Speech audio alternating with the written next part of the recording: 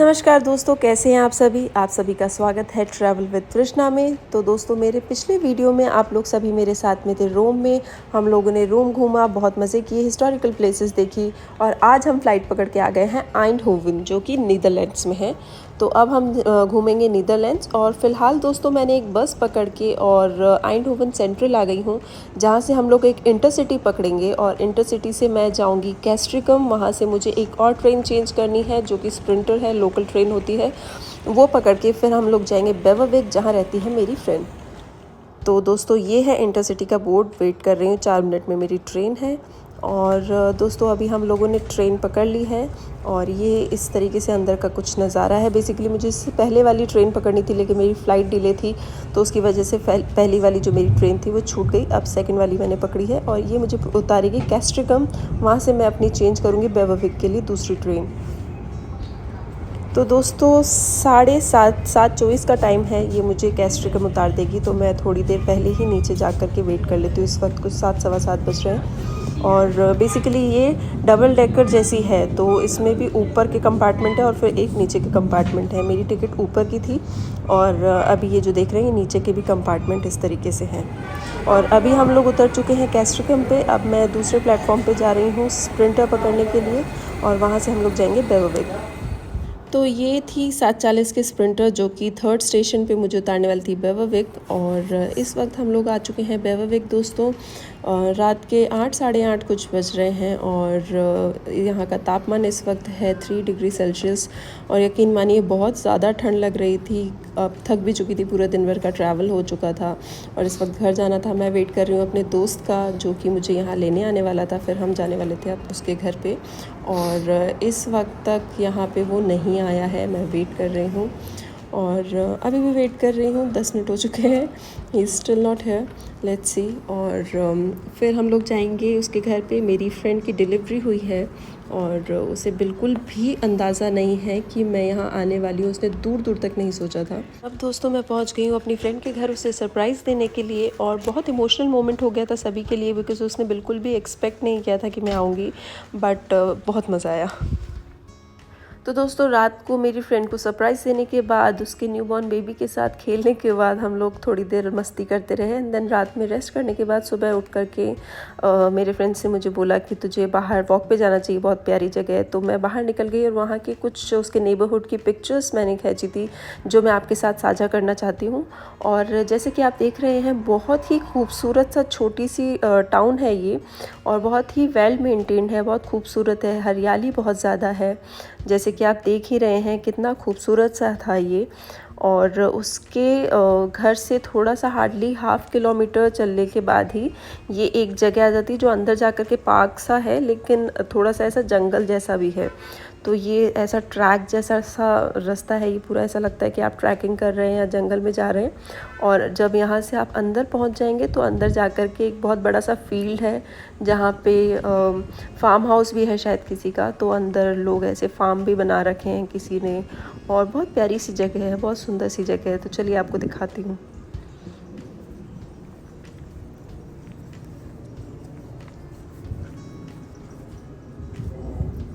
ये देखिए दोस्तों, यहाँ पे कुछ बेरीज लटक रही थी, पता नहीं कि खाने लायक थी या नहीं थी, जहरीली थी, तो मैंने हाथ तो नहीं लगाया, बट बहुत ही खूबसूरत सी थी। और ये बहुत सारे घरों के बाहर भी उग रही थी, तो बहुत प्यारी सी थी वो, देखने में इतना सुंदर लग रहा था। और पूरी जगह दूर दूर तक, जहाँ तक भी आपकी नज़र जाएगी, वहाँ पे हरियाली दिखेगी। मौसम सुहाना था, ठंड थी, तो और भी मज़ा आ रहा था। बिल्कुल ग्रीनरी, जहाँ तक आप देख रहे हैं, पूरा देख रहे हैं, तो ये फार्म है पूरा और बहुत ही ज़्यादा ग्रीन था, वेल मेंटेन था। जंगल भी था, तब भी उसके बावजूद भी इतना साफ़ सुथरा सा दिख रहा था, गंदगी नहीं थी बिल्कुल भी। तो बहुत ही खूबसूरत सी जगह थी ये देखिए, यहाँ से नहरें बहती हुई हैं।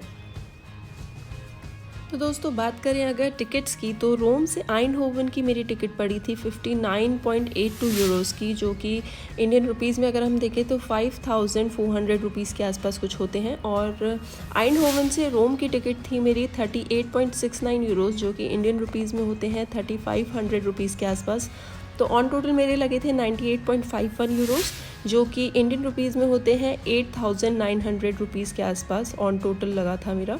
और इसके अलावा जो मैंने इंटरसिटी और स्प्रिंटर पकड़ी थी उसके मेरे लगे थे आइंडहोवन से बेवरविक का टोटल था 20.24 यूरोज़, जो कि इंडियन रुपीज़ में पड़ते हैं 1800 रुपीज़ के आसपास। और बेवरविक से रिटर्न आइंडहोवन की जो थी वो थी 22.77 यूरोज़ की, जो कि इंडियन रुपीज़ में है 2000 रुपये के आसपास। तो ऑन टोटल अगर देखा जाए तो मेरा 14 से 15 हज़ार रुपये में टिकट्स हो गई थी। और ऐसा मैंने इसलिए किया था क्योंकि डायरेक्ट एम्स्टरडेम की जो रोम से फ़्लाइट थी वो बहुत महंगी पड़ रही थी, वो लगभग 20,000 के आसपास हो रही थी, और ये मेरी 15 से 14 हज़ार के अंदर ही मेरी सारी टिकट्स हो गई थी। तो इसलिए मैंने आइंडहोवन से मैंने टिकट करवाई थी अपनी। अगर आप लोग डायरेक्ट इंडिया से आ रहे हैं तो आपको एम्स्टरडेम की ही फ़्लाइट लेनी पड़ेगी। आइंडहोवन में आपको फ़्लाइट नहीं मिलती है, इंडिया से डायरेक्ट फ़्लाइट्स नहीं हैं। तो उसमें आपको तकरीबन लगते हैं 69 to 70,000 इंडियन रुपीज़ के आसपास आपकी रिटर्न टिकट हो जाती है। और इसके अलावा बाकी की जो डिटेल्स हैं वो मैंने डिस्क्रिप्शन में डाल दी हैं, आप लोग वहाँ पर जा कर के देख सकते हैं। और फ़िलहाल लुत्फ़ उठाते हैं इस खूबसूरत से नज़ारे का। तो जैसे कि आप लोग देख रहे हैं दोस्तों, मेरे राइट हैंड साइड पे भी इतना खूबसूरत सा फार्म है, जहाँ पे लोगों ने, आपने पीछे भी देखा था कि लोगों ने अपने फार्म के अंदर किस तरीके से शीप्स पाल रखी हैं, गाय भी थी वहाँ पे, गोट्स भी थी, छोटी छोटी सी मुर्गियाँ थी जो कि इतना बाहर खेल रही थी तो उनकी आवाज़ से इतना ज़्यादा चहचहाहट हो रही थी। लोग बाग यहाँ पे ना मॉर्निंग वॉक के लिए भी आते हैं, काफ़ी सारे लोग दिखे जो यहाँ पे जॉगिंग कर रहे थे, साइकिलिंग भी कर रहे थे, कुछ लोग वॉक कर रहे थे, कुछ अपने पेट्स को भी घुमा रहे थे। तो बहुत ही प्यारा सा माहौल है और बहुत सेफ़ माहौल था। जहाँ ये आगे जा कर के देख रहे हैं तो यहाँ बच्चों की एक्टिविटीज़ के लिए कुछ बनाया हुआ है। यहाँ पे बच्चों की मोटर स्किल्स जो है वो डेवलप करने के लिए इस तरीके से बहुत कॉम्प्लिकेटेड सा एक झूला टाइप का बनाया हुआ है। तो ये यहाँ पे सबका ख्याल रखते हुए कि जो यंगस्टर्स हैं या एल्डर्स हैं वो अपनी वॉक और जॉगिंग यहाँ पे कंटिन्यू कर सकते हैं, बच्चे यहाँ पे खेल सकते हैं, पेट्स जो हैं वो भी यहाँ पे एंजॉय करते हैं। तो सभी का ख्याल रखते हुए इस जगह को डेवलप किया गया है और बहुत ही प्यारी सी जगह बनाई हुई थी, जो कि टाउन में बहुत ही पास में नेबरहुड में थी। तो आप लोग वॉकिंग डिस्टेंस पे आप जा कर के आराम से एंजॉय कर सकते हैं अपनी फैमिली के साथ। और अब एक नज़र डालिए दोस्तों इन प्यारी सी स्ट्रीट्स के ऊपर। यहाँ पे आप साफ साफ देख सकते हैं कि कितना वेल मेंटेन्ड है, कितना साफ़ सुथरा लोगों ने रख रखा है, अपने घर के आगे कितनी सफाई कर रखी है। और ऐसा नहीं है कि खाली जगह है, आप देख रहे हैं जिस तरीके से गाड़ियाँ लगी हुई हैं उससे अंदाज़ा लगा सकते हैं कि हर घर के अंदर इंसान रह रहे हैं। उसके बावजूद इतना वेल मेंटेन्ड है, साफ़ सुथरा है। और ये देखिए आप यहाँ पे जैसे देख सकते हैं, यहाँ एम्स्टरडेम में लोग बाग बहुत ज़्यादा अपनी हेल्थ को लेकर के सीरियस हैं और इसी वजह से ये लोग साइकिलिंग को बहुत ज़्यादा प्रमोट करते हैं। मतलब आप यहाँ पे देखेंगे तो लोग अपना जो ऑफिस तक का आना जाना है वो भी कम्यूट करते हैं साइकिल के थ्रू ही। तो इसको देख कर के बहुत ही ज़्यादा अच्छा लगता है कि बिकॉज़ आपकी हेल्थ तो अच्छी हो ही रही है, ऑल्सो एनवायरनमेंट पे भी आप लोग बहुत कम गलत इफ़ेक्ट डालते हैं। इस वजह से आपका एनवायरनमेंट अच्छा रहता है और शायद वही वजह है कि यहाँ पे इतनी खूबसूरती और इतनी हरियाली है। और ये देखिए, और सबसे बढ़िया बात यहाँ की दोस्तों ये थी कि मतलब किसी ने भी घर के आगे वॉल बाउंड्रीज़ नहीं करवा रखी थी। मतलब जितनी भी ये है ये सारी पेड़ों की फेंसिंग हुई हुई है, किसी ने भी ऐसे मतलब दीवारें नहीं बनवा रखी हैं। तो इतना ज़्यादा सेफ़ माहौल है यहाँ पे, आप लोग देख सकते हैं। और लोगों ने अपने खिड़कियाँ तक पे ना ऐसा कुछ नहीं कि बहुत डार्क कर्टेंस लगा रखे हैं, सिंपल वाइट कर्टेंस से इन लोगों ने अपनी जो है विंडोज सजा रखी थी। बिकॉज़ ऑब्वियस रीजंस हैं कि लोग एक दूसरे की प्राइवेसी को जो है वो इंटरप्ट नहीं करते हैं, इस वजह से लोग अब अपने घरों को इतना खूबसूरत सा सजाते हैं यहाँ पे। तो बहुत ही प्यारा सा माहौल था, ठंडा, ऊपर से धूप नहीं आ रही थी, 2 दिन से यहाँ पे बारिश हो रही थी, तो बहुत अच्छा लग रहा था, ठंडा ठंडा सा माहौल था। और इतने ये जो ट्रीज़ देख रहे हैं ना, ये शायद मेरी फ्रेंड कह रही थी कि यहाँ पे एप्पल्स होते हैं छोटे छोटे, तो लोगों के घर के बाहर अभी सीज़न नहीं है इसलिए सारे पेड़ जो हैं वो झड़ गए हैं उनके पत्ते वगैरह। अदरवाइज़ यहाँ पे छोटे छोटे से एप्पल्स घर के बाहर पे लद रहे होते हैं, इतने सुंदर लगते हैं, बहुत ही खूबसूरत सा था दोस्तों। तो मैं तो आप लोग को रेकमेंड करूँगी कि एक बार तो अपने घर से निकलें और जैसे तैसे करके टिकट्स करवाएं और बाहर घूमने ज़रूर निकले दोस्तों, दुनिया बहुत ही खूबसूरत है।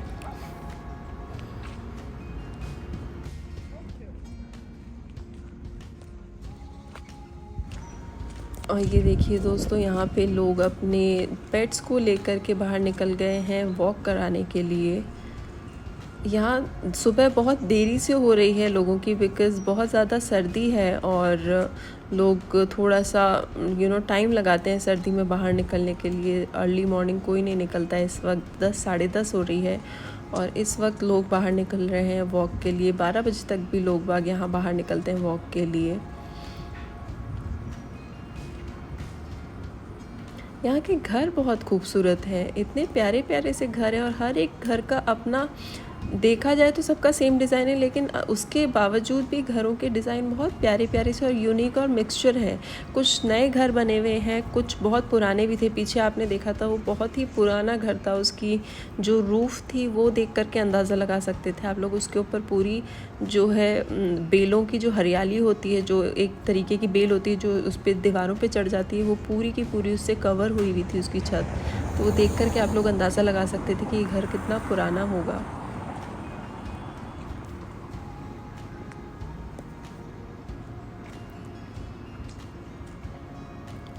एक और चीज़ दोस्तों मैंने यहाँ पे नोटिस की है कि लोगों की कारें जो हैं वो घरों के बाहर रोड साइड में ही पार्क हो रही हैं। बहुत कम लोग हैं जिन्होंने अपनी पार्किंग में गाड़ी लगा रखी है, या बहुत कम घरों में पार्किंग जो है वो अवेलेबल है। अदरवाइज़ जितने भी गाड़ियां हैं वो सब बाहर रोड साइड पे पार्क हो रही हैं। और यही चीज़ मैंने माल्टा में भी देखी थी और यही इटली में भी देखा, और हमारे बॉम्बे में भी मैंने यही हाल देखा है कि जितनी भी गाड़ियां हैं वो घरों के जो है बाहर ही पार्क हो रही हैं, बिल्डिंग्स के बाहर हो रही हैं। But the only problem is कि बॉम्बे में हमारे पास जगह बहुत कम होती है, यहाँ पॉपुलेशन कम है उस हिसाब से देखा जाए तो इन कंपैरेटिव, तो इसीलिए यहाँ उतना फ़र्क पड़ता नहीं है। लेकिन बॉम्बे में बहुत ज़्यादा फ़र्क पड़ता है। माल्टा में भी फॉर दैट मैटर, माल्टा में भी आजकल बहुत ज़्यादा गाड़ियाँ हो रही हैं और आइलैंड है तो जगह नहीं है ज़्यादा, एक्सपेंशन का जो है वो ऑप्शन ही नहीं है आपके पास, तो वहाँ पे भी थोड़ा सा ट्रैफिक का इन दिनों प्रॉब्लम हो रहा है। लेकिन यहाँ ऑल्दो इतना ज़्यादा नहीं दिख रहा है, बहुत वेल मेंटेन और बहुत अच्छे से ऑर्गेनाइज लग रहा है सब कुछ।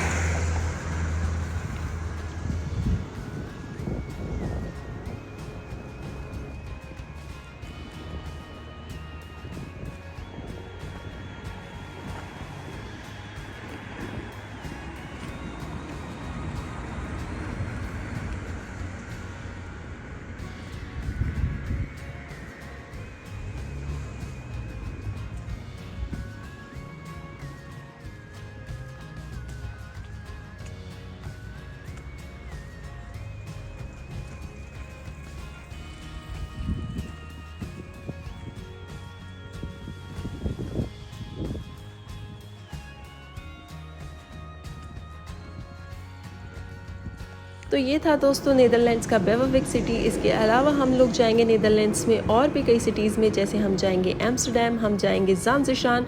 लेकिन उसके लिए आपको वेट करना पड़ेगा मेरे अगले वीडियो तक का। तब तक के लिए अपना ख्याल रखें and please don't forget to like, share and subscribe. और हाँ, ये वीडियो कैसा लगा वो कमेंट बॉक्स में लिख करके ज़रूर बताएँ। टाटा।